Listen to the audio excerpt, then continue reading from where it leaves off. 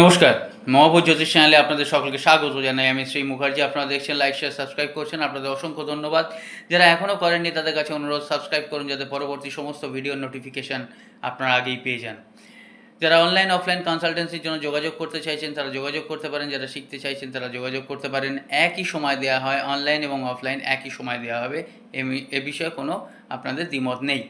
আচ্ছা, আরেকটা কথা বলি, যেটা হচ্ছে যে আজকে যে টপিকটা নিয়ে বলবো সেটা হচ্ছে তেজপাতা। একটা তেজপাতা নিয়ে কিন্তু অনেক কাজ করা যায়। যেমন ধরুন, কারো যদি নজর লাগে, নজর হিংসা লাগে, তাহলে কী হবে না, 7টা তেজপাতা নেবেন, নিয়ে অ্যান্টি ক্লকওয়াইজ 7বার ঘুরিয়ে আপনারা 4 রাস্তার মোড়ে রেখে আসবেন।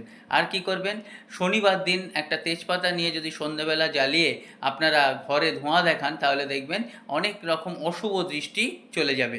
আর অর্থের জন্য কি করবেন, মা লক্ষ্মীর সামনে তেজপাতা জ্বালিয়ে ধোঁয়া দেবেন। তেজপাতাটা মা লক্ষ্মীর সামনে রাখবেন, তার